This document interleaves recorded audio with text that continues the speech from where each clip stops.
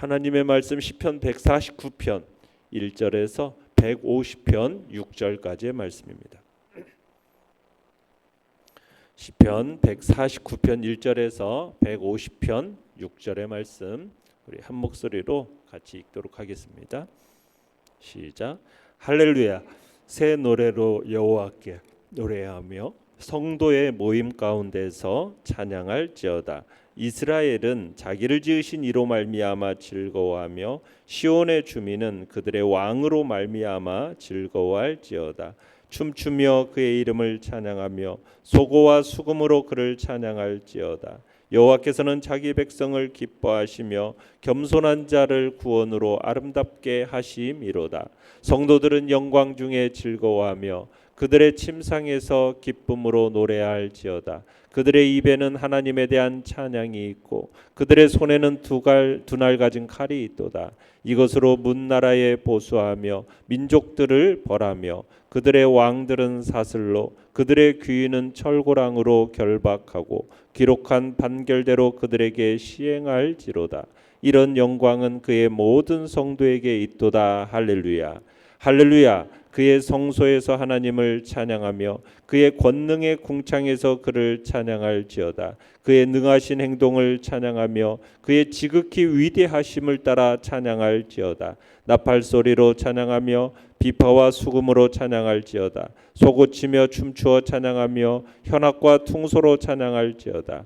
큰 소리 나는 재금으로 찬양하며 높은 소리 나는 재금으로 찬양할지어다. 호흡이 있는 자마다 여호와를 찬양할지어다. 할렐루야. 아멘. 오늘 말씀의 제목은 호흡이 있는 자마다 여호와를 찬양하라라는 제목으로 말씀을 나눕니다. 이제 오늘로서 시편이 마지막이 됩니다. 오늘 1절 49편 1절 다시 한번 읽어보겠습니다. 시작. 할렐루야. 새 노래로 여호와께 노래하며 성도의 모임 가운데서 찬양할지어다. 자, 시의 시작과 함께 새 노래로 여호와께 노래하라 할 것을 명령하고 있죠. 그런데 이 시는 많은 학자들이 저작 시기를 언제로 보냐면 포로 귀환 이후 성전을 재건하고 헌당한 시기로 이 시가 지어졌다라고 추정을 하고 있습니다. 이에 근거를 본다면은 새 노래라는 것은 어떤 노래겠습니까? 새로운 시대의 기쁨과 감격을 담은 노래다라고 생각해 볼 수가 있는 겁니다. 자, 그렇다면 내용 관찰 문제 1번 보시면은 시편 149편에서 시인은 어떤 마음으로 하나님을 찬양하라고 말하고 있습니까? 자, 2절 읽어봅니다. 시작. 이스라엘은 자기를 지으신 이로 말미암아 즐거워하며 시온의 주민은 그들의 왕으로 말미암아 즐거워할지어다. 자, 어떤 마음으로 하나님을 찬양하라고 얘기하고 있습니까? 즐거운 마음으로. 그죠? 즐거운 마음으로. 자, 모든 성도들이 하나님께 새 노래를 찬양할 이유를 설명하는데 하나님은 어떤 분이시기 때문이냐? 성도들의 창조자이시다. 자기를 지으신 이로 말미암아 자기를 지으신 창조자이시다. 또 시온의 주민은 그들의 왕으로 누구예요? 그들의 왕이 되시기 때문에 찬양하라는 거죠. 지금 바벨론의 포로기를 지나고 지금 수차례에 걸친 이 포로 귀환 이후 우여곡절 끝에 정말 이루어진 성전 건축 그리고 이 모든 일련의 역사는 정말 눈물 없이는 볼 수 없고 들을 수 없는 이스라엘의 고통과 애환이 집약된 어떤 슬픔의 역사라고 볼 수가 있어요. 그럼에도 불구하고 그들 앞에 서 있는 이 성전의 모습을 보면서 그들은 무엇을 생각했겠습니까? 하나님을 생각했을까? 하나님. 그죠? 비록 솔로몬이 지은 그 화려한 성전과는 비교할 수 없겠지만 분명 창조주시고 온 인류의 통치자가 되시는 하나님. 그 하나님이 함께 하셨기 때문에 이 일이 가능했다라는 것을 고백하지 않을 수가 없었다라는 거죠. 그러니까 이것을 가능케 한 것이 바로 이 세상을 창조하시고 그 창조의 창조적 능력, 온 세상을 다스리시는 절대적인 주권, 그 주권으로 이 일이 이루어졌음으로 말미암아 하나님을 즐거운 마음으로 찬양할 것을 명령하고 있는 것입니다. 4절을 읽어보겠습니다. 4절 시작. 여호와께서는 자기 백성을 기뻐하시며 겸손한 자를 구원으로 아름답게 하심이로다. 자, 하나님께서는 자기 백성을 기뻐하시는데 겸손한 자를 구원으로 아름답게 하신다라고 얘기하죠. 자, 여기서 겸손한 자는 어떤 사람을 얘기하냐면 억압당하는 자, 가난한 자를 얘기합니다. 그러니까 하나님께서는 지금 억압당하고 멸시당하는 그의 백성을 구원으로 아름답게 하신다라고 말씀하고 있어요. 그러니까 억압, 멸시, 이건 하나님의 백성이기 때문에 당하는 억압과 멸시입니다. 그러니까 하나님께서 기뻐하시는 그의 백성이 그 억압과 멸시를 갚아주시고 그리고 그들을 구원으로 아름답게 하신다. 구원의 영광으로 구원으로 왕관을 씌우신다라는 표현을 쓰는데 하나님께서는 지금 그의 백성의 억압과 멸시를 갚아주시고 그들에게 왕관을 씌우사 큰 영광으로 그들의 힘들었던 그 시간을 보상해 주신다라는 그런 시인의 확신이 담겨져 있는 표현이죠. 그러니까 하나님께서 우리 모든 성도들을 어떻게 하시느냐? 구원으로 아름답게 하실 거라는 거예요. 우리가 그 하나님을 기억하면서 하나님의 구원을 위해 잠시 잠깐의 그 고난과 고통을 감내할 것, 그것을 요구하고 있는 겁니다. 자, 150편으로 넘어가서 2절 한번 읽어보겠습니다. 시작. 그의 능하신 행동을 찬양하며 그의 지극히 위대하심을 따라 찬양할지어다. 자, 하나님의 능하신 행동을 찬양하고 지극히 위대하심을 따라 찬양하라. 자, 능하신 행동이란 말은 어떤 행동이냐면 영웅적인 승리를 가리키는 말입니다. 영웅적인 용맹. 그러니까 영웅이란 말은 뭐예요? 주로 전쟁에서 큰 공적을 세운 사람을 영웅이라고 하지 않습니까? 그리고 능하신 행동이라는 것은 바로 영웅이 행한 그 놀라운 전적, 용맹, 이걸 가리키는 겁니다. 그러니까 하나님은 어떤 분이시냐? 이 세상 만물을 창조하신 인간을 창조하셨을 뿐만 아니라 이스라엘을 애굽에서 구원해 내셨고 광야 40년 동안 그들을 그 광야에서 인도해 내셨으며 이후에 모든 대적에게서 구원해 내신 분이다. 그분을 상기하고 그분을 찬양하라 지금 선포하고 있는 겁니다. 그러니까 이 세상 그 누구도 하나님에 비할 때 영웅이라고 할 수가 없는 거죠. 오직 하나님만이 세상의 유일한 영웅이시다라는 선포가 지금 이 속에 담겨져 있는 것입니다.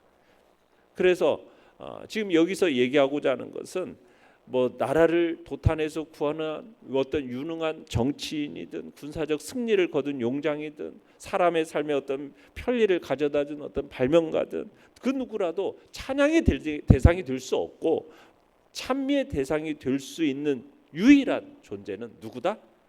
오직 모든 존귀와 영광과 찬양은 하나님께만 올려드려야 된다라는 이야기를 지금 2절에서 하고 있는 겁니다. 자, 그러면 내용과 문제 2번을 보시면 시편 150편에서 시인은 무엇으로 하나님을 찬양하라고 말합니까? 무엇으로 찬양하라고 말하는가? 자, 3절에서 5절을 읽어보겠습니다. 시작. 나팔 소리로 찬양하며 비파와 수금으로 찬양할지어다. 소고치며 춤추며 찬양하며 현악과 퉁소로 찬양할지어다. 큰 소리 나는 재금으로 찬양하며 높은 소리 나는 재금으로 찬양할지어다. 자, 무엇으로 찬양하라고 얘기하고 있습니까? 나팔, 비파, 수금, 소고, 현악, 퉁소, 재금, 이것 악기들을 가지고 찬양하라고, 그리고 춤추며 찬양하라 이렇게 말하고 있죠. 여기서 재금이라는 것은 타악기인데 마치 이제 오늘날의 심벌지 있죠. 두 개의 금속판으로 이렇게 구성되어 있는 오늘날의 심벌지와 유사한 악기가 이 재금이라는 악기입니다. 근데 이런 악기들을 예배에 사용하도록 최초로 시도한 사람이 누구냐면 다윗입니다. 다윗. 네. 그런데 이 악기를 사용해서 이렇게 제사를 드렸던 것은 이방신을 숭배할 때 사용되었었어요. 그런데 다윗이 이 용도들을 어떻게 보면은 이방신을 사용해서 사용하던 악기들을 어떻게 보면 가장 무가치하고 이것들을 가장 가치 있는 것으로 탈바꿈시킨 사람이 다윗입니다. 그러니까 다윗이 하나님을 어떻게 보면 기존 예배를 새롭게 갱신한 사람이 다윗이에요. 그러니까 새로운 시대에 맞게 어떻게 보면 최고의 예배로 격상시켰던 사람이 다윗이라는 거죠. 단순했던 제사에 다양한 악기를 도입하면서 보다 풍성한 경배의 자리가 되도록 하나님을 찬미하고 높이는 기쁨의 자리가 되도록 만들었던 사람이 다윗이에요. 그래서 다윗은 참 하나님을 찬양함에 있어서 여러 악기들을 동원하여 하나님을 찬양하고 춤추며 찬양할 것을 이야기를 합니다. 자, 연구와 묵상 문제 3번으로 가시면 시인은 왜 많은 악기를 갖고 호흡이 있는 자마다 여호와를 찬양하라고 말합니까? 다윗이 이 다양한 악기를 통해서 하나님을 찬양하는 것은 뭐냐면 서로 조화를 이루어 찬양하라는 의미입니다. 서로 조화를 이루어 찬양하라. 그리고 호흡이 있는 자마다 찬양하라는 얘기는 예외 없이 주님을 찬양해야 한다라는 말. 예외 없이 찬양한다. 자, 여기서 지금 악기들을 볼 때 나팔은 주로 제사장이 부는 악기였어요. 그리고 수금 비파는 레위인들이 쓰는 악기였고요. 그리고 소고는 여자들이 쓰는 악기였고, 그래서 특정한 사람과 관련된 이 찬양의 촉구를 하다가 마지막에서는 호흡이 있는 자는 모든 자는 찬양하라고 하면서 모든 사람을 언급합니다. 그래서 여기서 하나님께서 인간을 창조하시고 만물에 생명을 부여해 주실 때 불어넣으신 이 호흡의 참된 의미와 가치는 어디에서 나타나는 거냐? 오직 여호와의 거룩하신 이름을 찬양하는데 그 인간의 호흡에 참된 가치가 있음을 얘기하고 있습니다. 그러니까 호흡이 있는 자마다 6절을 다시 한번 읽어볼까요? 6절 시작. 호흡이 있는 자마다 여호와를 찬양할지어다. 할렐루야. 그러니까 우리 성도에게 어떻게 보면 새롭게 규명된 존재 방식을 보여주고 있는 겁니다. 철학자는 생각하는 사람이에요.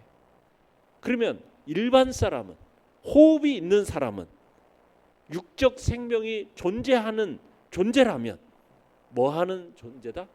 하나님을 찬양하는 존재다 얘기하고 있는 겁니다.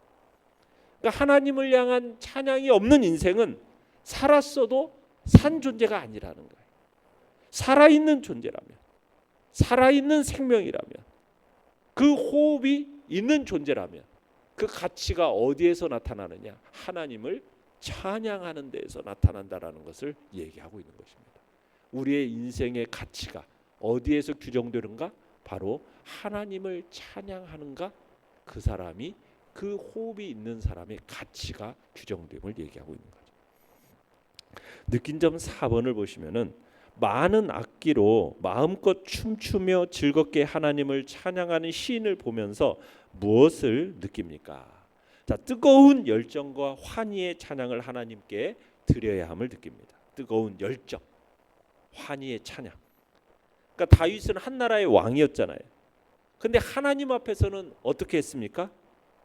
정말 맨 앞에 서 가지고 덩실덩실 춤을 추면서 기쁨을 표시했던 사람이 다윗입니다. 그 기쁨의 춤이 얼마나 격렬했는지 속살이 다 드러날 정도였다라고 얘기했죠. 그래서 이것을 못마땅하게 여겼던 미갈이 그런 행동을 비난하기까지 하지 않았습니까?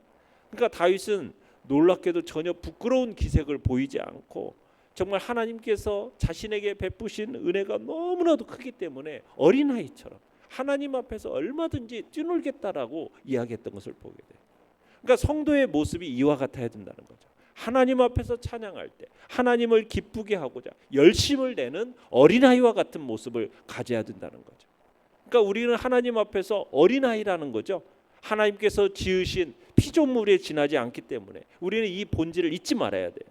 피조물답게, 그에게 구원의 은혜를 입은 자답게 어린아이처럼 순수한 마음으로 돌아가서 우리의 기쁨을 하나님 앞에 표현할 수 있기를 바랍니다.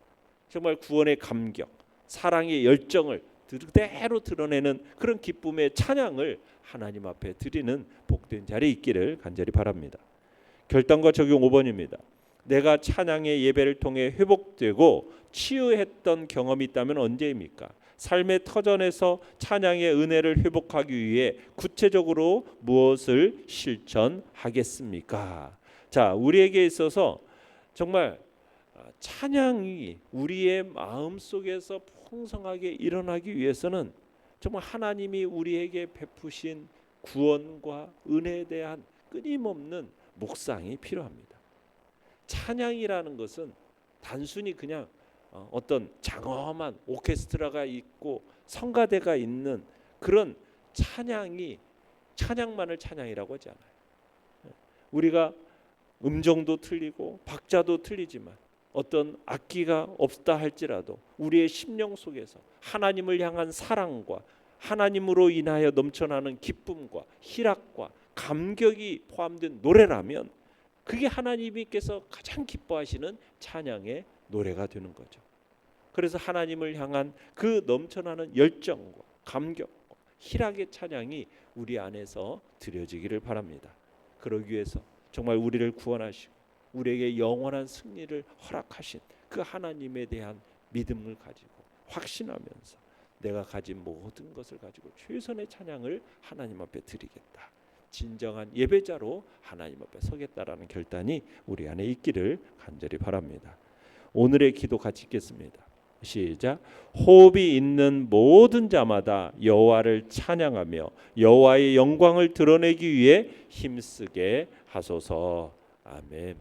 말씀을 생각하며 기도하시고요. 연약한 우리의 지체들을 위해서 기도해 주시며 이 나라와 이 민족 하나님의 은혜 안에서 긍휼과 자비를 베풀어 달라고 이 민족이 새롭게 세워진 지도자를 통해서 또 나라와 안정과 번영의 역사가 있도록 위해서 기도해 주시고 오늘 금요기도의 가운데도 주님께서 함께 하셔서 하나님의 영광스러움이 드러나고 함께 부르짖는 기도 속에 역사하시는 주님을 또 경험하게 해달라고 위해서 기도해 주시기 바랍니다. 다가오는 주일을 위해서 기도해 주시기 바랍니다.